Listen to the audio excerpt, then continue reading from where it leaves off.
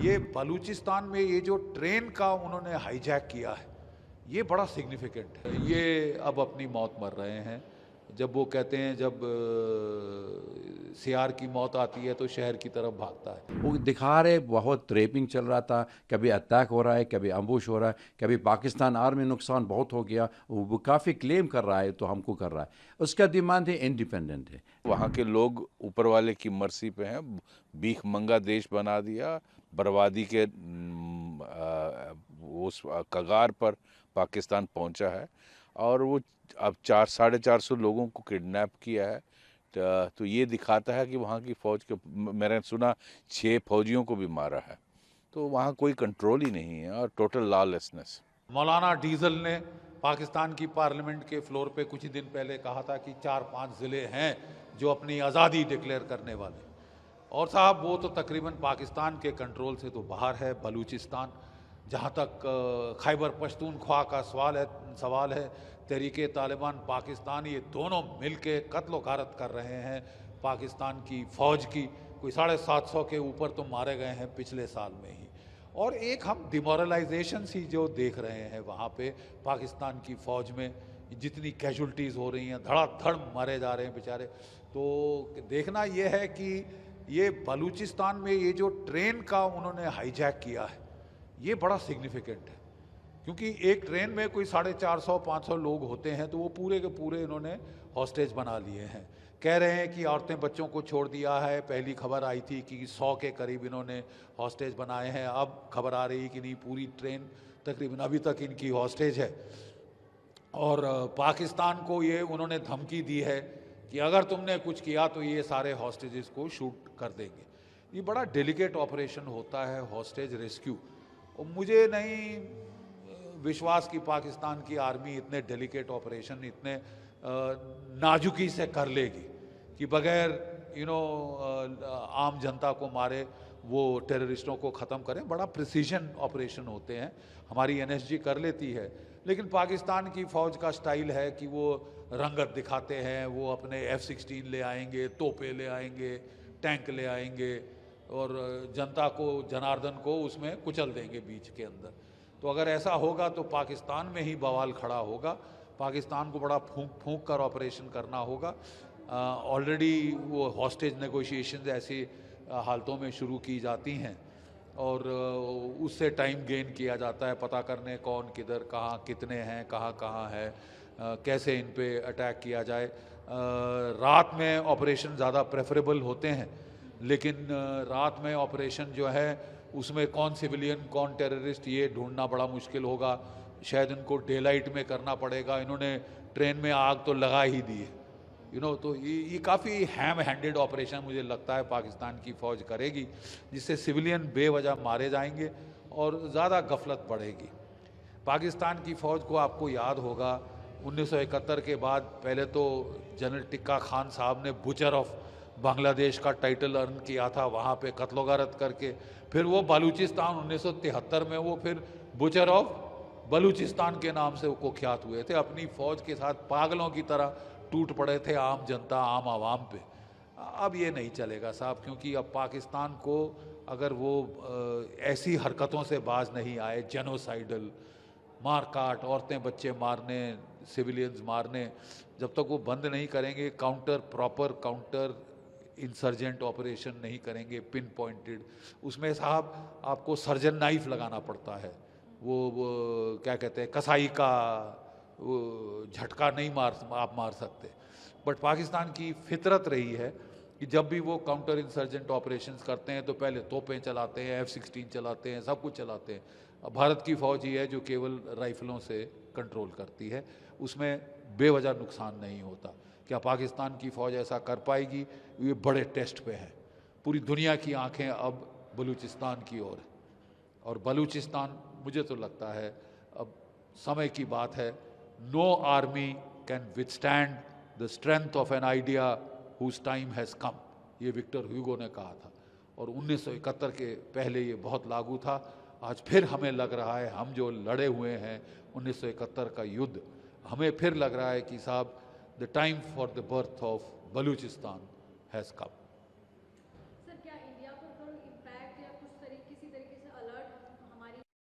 Alert हमको तो carefully watch तो करना ही पड़ेगा, अलर्ट भी हमको रहना पड़ेगा, क्योंकि बात ऐसी है कि पाकिस्तान की फौज ध्यान बटाने के लिए कुछ भी कर सकती है। देखिए, ये बोलते हैं रस्सी जल गई ऐंठ नहीं गई। ये फटीचर मुल्क है, इकोनॉमिक तबाही की कगार पे है, 2 रोज़ की रोटी नहीं खिला पा रहा अपने लोगों को, लेकिन साहब पंगे लेंगे जम्मू कश्मीर में, पंगे लेंगे पंजाब में, जाके तख्ता पलट करेंगे बांग्लादेश में, ठीक है। तो ये अगर अपने गरमान के अंदर झांकें, अपने घर में झांकें, तो ज़्यादा इनके लिए बेहतर होगा। लेकिन इनकी आदत है धड़ल्लेबाजी करने की, नाटकीय तरीके करने की, तो हमको ये थोड़ा केयरफुल रहना पड़ेगा अपने बॉर्डर्स पे कि ये क्या ध्यान बटाने की कोशिश तो नहीं करते। लेकिन ये अब अपनी मौत मर रहे हैं। जब वो कहते हैं जब सियार की मौत आती है तो शहर की तरफ भागता है। दोनों जो है बलूच इनके पीछे पड़े हैं, सिंधी इनके पीछे पड़े हैं, खैबर पख्तूनख्वा के तहरीक तालिबान पाकिस्तान इनके पीछे पड़ी है, और अब तो जो तालिबान काबुल में है वो भी इनसे सख्त नाराज़ है, वो भी लड़ाई की धमकी दे रही है, क्योंकि इन्होंने अपने F-16 तैयारे भेजे और वहाँ पे बेवजह औरतें बच्चे मार के आए हैं, कोई 54 से ज़्यादा। तो वो भी तिल मिलाए हुए हैं, वो भी बदला लेंगे। ये सोच रहे थे हमारी जूती की नोक बन के रहेगा अफ़गानिस्तान, वो तो होने से रहा, वो तो होने से रहा। ISI के चीफ वहाँ की फोकट की विस्की पीने काबुल पहुँच गए थे जब तालिबान का राज आया था, और उन्होंने सोचा था कि हमको स्ट्रेटेजिक डेप्थ मिल गई। स्ट्रेटेजिक डेप्थ तो दरकिनार साहब, अब आपकी तबाही का वक्त आ रहा है। ये तो जो हमारा अखबार आ गया था, ये बलूचिस्तान जगह में, उन्होंने ख़ुद बताया था ये, और तो उन्होंने अटैक कर दिया था, अम्बुश किया था। पाकिस्तानी ट्रेन आर्मी है वो, तो उनकी कम से कम काफ़ी मतलब हाई रैंक ऑफिसर है, उनकी साथी है, उन्होंने बिल्कुल कब्ज़ा कर दिया था, और काफ़ी लोग उनके पास कम से कम 800 लोग हैं। लेकिन मैं वो तो बच्चा भी है, कोई औरत भी है, उन्होंने ख़ुद रिलीज़ कर दिया था। बाकी 100 सोल्जर्स के ऊपर है, उन्होंने ऑफिसर वो पाकिस्तानी आर्मी अभी रखा है। वो तो freedom Balochistan freedom army movement वाली उन्होंने क्लेम कर दिया था। ये उन्होंने प्रो इंडिपेंडेंट वाली के आर्मी है, वो उनकी मांग रही है, तो कुछ और डिमांड कर रहा है। ये तो बलूचिस्तान वो उन्होंने इंडिपेंडेंट मांग रहे, तो इसलिए अभी तक ये फ़िलहाल में वो तो जो युद्ध चल रहा वहाँ पर है, अभी पाकिस्तान आर्मी भी ख़ुद यूज़ कर रहा है, उनकी ड्रोन भी यूज़ कर रहे हैं, टैंक भी यूज़ कर रहे हैं, अटैक हो रहा है, चल रहा रहेगा, कोई चलता रहेगा। अभी तक फ़िलहाल जो अखबार में वहाँ पर भी आ रहे, लोग कहते हैं काफ़ी लोग मर गया था, लेकिन जितना इंफॉर्मेशन हमारे पास ये है इतना है। सर, ये डिमांड क्या है और किस तरह की कोई कैजुअल्टी वगैरह? देख, डिमांड है ये तो हमेशा, जिस वक्त में उन्होंने पाकिस्तान मतलब 7 मार्च में 1948, उसी वक्त में जब तक सब कॉन्टिनेंट डिवाइड हो गया, मतलब इंडिया पाकिस्तान बन गया था, उसी के बलूचिस्तान के प्रोविंस के अंदर, पाकिस्तान के अंदर उन्होंने कब्ज़ा कर दिया था, पाकिस्तान ही है। तो इसलिए बलूची से बिल्कुल मानते नहीं है, तो बिल्कुल कह रहे हमारा इंडिपेंडेंट है स्टेट में, तो मांग रहे। उसी के वक्त में वो उन्होंने इंडिपेंडेंट मूवमेंट शुरू हो गया, तो इसलिए वहाँ पर ये तो काफ़ी एलिगेशन कर रहा है, ये तो हमारा लोग बहुत नुकसान हो गया, मारने के लिए पाकिस्तान आर्मी है, जैसे हाईजैक भी कर दें, मिसिंग हो रहा है, और एक्स्ट्रा जुडिशियल किलिंग भी हो रहा है, तो काफ़ी सफ़रिंग हो रहा है, और रेपिंग भी कर रहा है। लेकिन पाकिस्तान आर्मी ये वो डिनाई कर रही है, तो बिल्कुल गलत बोल रहा है। लेकिन किसी को मतलब ये कन्फर्मेशन नहीं हो रहा आजकल के, जब तक वो सोशल मीडिया काफ़ी शुरू हो रहा है और काफ़ी देते हैं, वो दिखा रहे बहुत रेपिंग चल रहा था, कभी अटैक हो रहा है, कभी अम्बुश हो रहा है, कभी पाकिस्तान आर्मी नुकसान बहुत हो गया, वो काफ़ी क्लेम कर रहा है, तो हमको कर रहा है। उसका डिमांड है इंडिपेंडेंट है, लेकिन पाकिस्तान बिल्कुल इंडिपेंडेंट नहीं देते, क्योंकि दो चीज़ है अभी तक बहुत अहमियत है। एक, वहाँ पर काफ़ी मतलब रिसोर्सेज है, मिनरल रिसोर्सेज है, और लोग में बहुत कम है, और बाकी मतलब ये जो इक्वल डिस्ट्रीब्यूशन ऑफ रिसोर्सेज वो नहीं हो सकता, इसलिए वहाँ पर बुरा हालत हो गई है, कब बलूची वाले लोग हैं।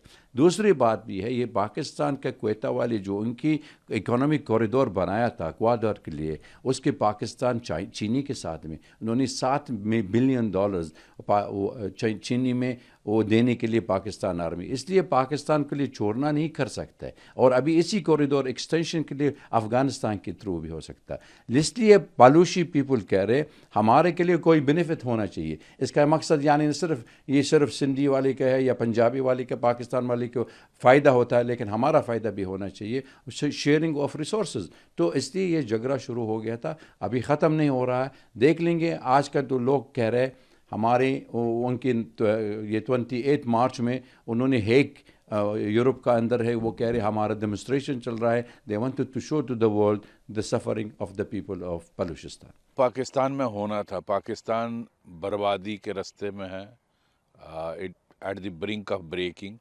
आपने अगर स्टेटमेंट देखा होगा मौलाना फजलुर रहमान का सेनेट में, उसने खुद कहा कि अब बलूचिस्तान में 6-7 डिस्ट्रिक्ट ऐसे हैं जहां पाकिस्तान की गवर्नमेंट, हुकूमत का और पाकिस्तान की आर्मी का कोई कंट्रोल नहीं है, और वो आज आज़ादी डिक्लेयर कर दें तो यूएन उसको रिकग्नाइज़ कर देगा।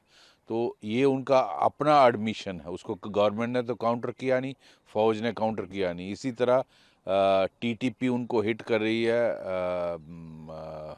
खैबर पख्तूनख्वा में, केपीके में। वहाँ भी बहुत सारा इलाका, 40 से 50% इलाका, वहाँ की फ़ौज का कोई कंट्रोल नहीं है। पुलिस तो पहले ही विड्रॉ कर गई थी, और मौलाना फजलुर रहमान ने सेनेट में ये उसके बारे में भी बोला कि पुलिस तो पहले ही विड्रॉ कर गई थी, अब आर्मी वहाँ से विड्रॉ कर गई है। तो वहाँ भी 50 से 60% एरिया जो है वो, वहाँ कोई मौजूदगी नहीं है किसी हुकूमत की। तो किसका कंट्रोल है? वहाँ टीटीपी का कंट्रोल है।